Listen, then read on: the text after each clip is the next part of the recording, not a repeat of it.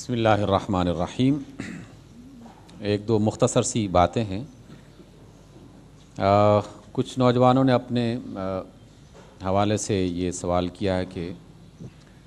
یہ میرا خیال ہے کہ تمام لوگوں سے ہو سکتا ہے واسطہ اس کا کہ نیند کی حالت میں، خواب کی حالت میں انسان کو بعض اوقات بڑی پریشانیاں ہوتی ہیں اور خوفناک قسم کی چیزیں خواب میں دکھائی دیتی ہیں، ڈر جاتا ہے انسان، نیند اچھی نہیں ہوتی۔ جب اٹھتا ہے صبح تو اس وقت بجائے اس کے کہ اس کا جسم پرسکون ہو، تھکا ہوا ہوتا ہے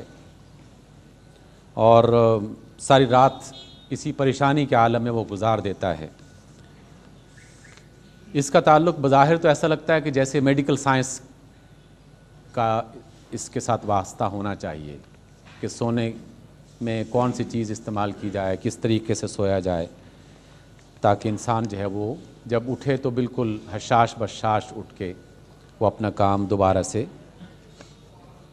جاری کر لے۔ لیکن اگر آپ قرآن و سنت کی روشنی میں دیکھیں تو خود اللہ تعالیٰ نے یہ بات کہی ہے کہ ہم نے تمہارے نیند کو سکون دینے کے لیے بنایا ہے۔ اللہ فرماتے ہیں کہ ہم نے تمہارے نیند کو سکون دینے کے لیے بنایا ہے۔ تو اگر کسی فرد کو اس کی نیند میں سکون نہیں آ رہا، اس کا مطلب یہ ہے کہ کوئی نہ کوئی ایسی غلطی اس سے ضرور ہو رہی ہے جس کی وجہ سے نیند کا سکون اسے نہیں مل سکا۔ نبی صلی اللہ علیہ وسلم کی سنت اس کے حوالے سے ہماری رہنمائی کرتی ہے، اور وہ یہ کہ جب بھی انسان سوئے اسے چاہیے کہ سونے سے پہلے وضو کر لے۔ اس سنت پر ظاہر ہے کہ مجھ سمیت بہت سارے افراد عمل نہیں کرتے، کچھ عمل بھی کرتے ہوں گے جنہیں اللہ تعالیٰ نے یہ توفیق دے رکھی ہے، لیکن یہ ایک بہت خوبصورت عمل ہے۔ اگر کوئی شخص اس بات پر عمل درآمد شروع کر دے اور اس کو اللہ کے رسول کی ایک سنت سمجھتے ہوئے شروع کر دے تو اس کی بے شمار برکتیں وہ خود محسوس کرے گا کہ کیا کچھ اسے مل رہی ہیں۔ یعنی آپ نے رات کا آغاز کیا، سونے کے لیے آپ بستر پر جا رہے ہیں، کھانا وانا پہلے کچھ کھا لیا ہے، درمیان میں ایک وقفہ آ چکا ہے اور آپ سونے سے پہلے وضو کر رہے ہیں۔ وضو کی حالت میں آپ نیند میں اپنے آپ کو حوالے کر رہے ہیں۔ رسول اللہ صلی اللہ علیہ وسلم فرماتے ہیں کہ نیند چھوٹی موت ہے، چھوٹی موت ہے، اور نیند کی حالت میں ہم جو دعا پڑھتے ہیں اس میں بھی یہی لفظ ہم کہتے ہیں کہ اللہم بسمک اموت و احیا، اے اللہ میں تیرے نام سے مر رہا ہوں اور تیرے نام سے جی اٹھوں گا دوبارہ۔ گویا جس طرح ہم نے زندگی کا آغاز اللہ کے نام سے کیا، جو ہماری ایک مختصر موت نیند کی حالت میں ہمیں مل رہی ہے، اس کا آغاز بھی اللہ کے نام سے پاکیزہ حالت میں کیا جائے تو یہ ایک بہت بڑی برکت کی بات ہے کہ وضو کر لیا جائے نیند سے پہلے، سونے سے پہلے۔ پھر اس کے بعد رسول اللہ صلی اللہ علیہ وسلم کا معمول تھا کہ وہ دائیں کروٹ لیٹ کے سویا کرتے تھے، اس کا آغاز کیا کرتے تھے، اور دائیں کروٹ لیٹتے ہوئے یہ دعا بہت مختصر سی، اور ہمیں اپنے بچوں کو یہ دعا سکھانی چاہیے کہ اللہم بسمک اموت و احیا، اے اللہ میں تیرے نام سے مر رہا ہوں اور تیرے نام سے میں ہی زندہ اٹھتا ہوں۔ زندگی تیرے نام سے ملتی ہے اور موت بھی تیرے نام سے مل رہی ہے۔ رسول اللہ صلی اللہ علیہ وسلم کا دوسرا معمول یہ تھا کہ سونے سے پہلے باقاعدہ آخری قل جو ہیں قل اعوذ برب الفلق اور قل اعوذ برب الناس، یہ پڑھ کے اپنی ہتھیلیوں پر، اپنے ہاتھوں پر یوں پھونک مارتے اور پھر ان ہاتھوں کو سر سے لے کر اپنے پورے جسم پر یوں ایک دفعہ گھما دیتے، پاؤں تک اس کو گھماتے۔ یہ رسول اللہ صلی اللہ علیہ وسلم کا دم زندگی کے آخری لمحے تک جاری رہا۔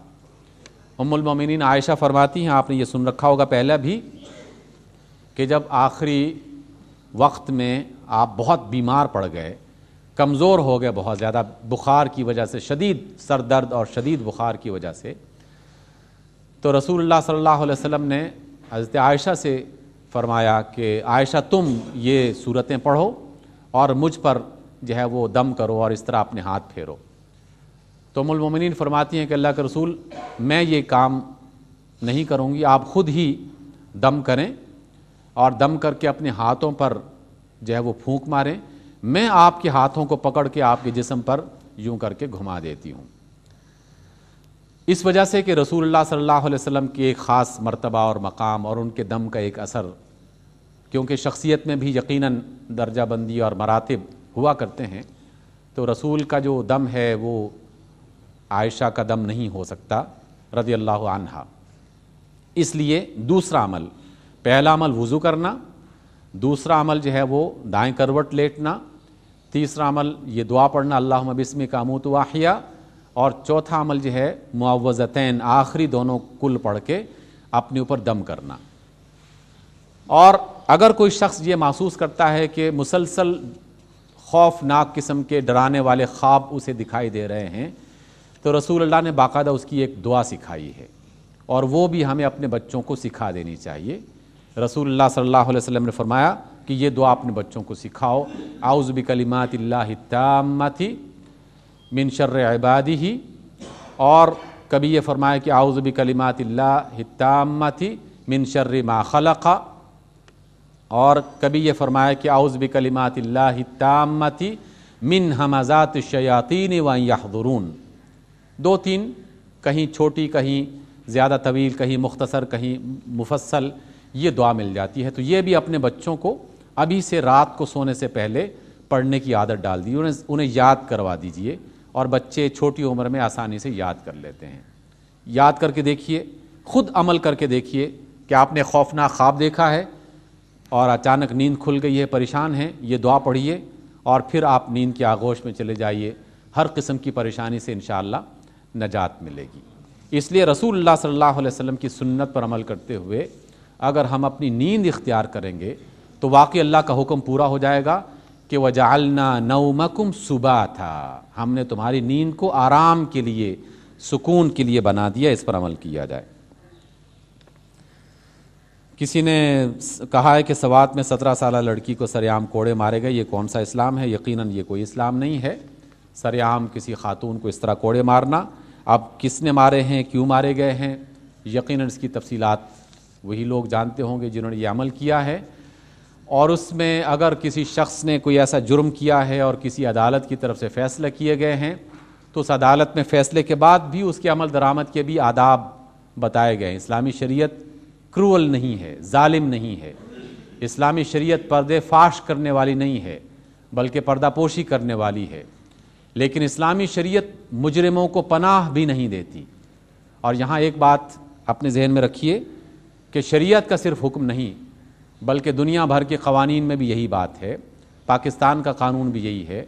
کہ جو شخص جرم کرے گا اس کو اس کی سزا ملنی چاہیے، اور اس جرم کی سزا میں مرد اور عورت میں کوئی فرق نہیں رکھا جاتا۔ اس میں مسئلہ اس بات کو اس طریقے سے سوچنے کے بجائے کہ 17 سالہ لڑکی کو سر عام پھانسی دی گئی یا سر عام جو ہے وہ کوڑے مارے گئے، اس کے بارے میں یہ سوچنا چاہیے کہ جو کام جس نے کیا ہے، کیوں کیا، کس وجہ سے کیا، کسی عدالت کی طرف سے فیصلہ کیا گیا تھا یا محض کچھ لوگوں نے پنچایت بنائی اور فیصلہ کر دیا۔ جب تک اس کی پوری ڈیٹیلز اور تفصیلات نہیں ملتی اس وقت تک کچھ نہیں کہا جا سکتا۔ البتہ یہ بات غلط ہے کہ کوئی بھی چند افراد مل کر پنچایت بنائیں، فیصلہ کر دیں اور کوئی ایسا فیصلہ کر دیں جو شریعت کے خلاف ہو۔ یقیناً شریعت اس بات کی اجازت نہیں دیتی، اور اس کے لیے باقاعدہ قوانین بنائے گئے ہیں، احترام رکھا گیا ہے خواتین کا بھی اور مردوں کا بھی۔ اس کا جس نے بھی عمل درآمد جس نے کیا ہے یقیناً غلط کیا۔ اسلام کو بدنام کرنے کے بے شمار طریقے آج کل ہو رہے ہیں، ہمیں یقیناً اس کے بارے میں آگاہ بھی رہنا چاہیے اور ایسے افراد کی مذمت بھی کرنی چاہیے۔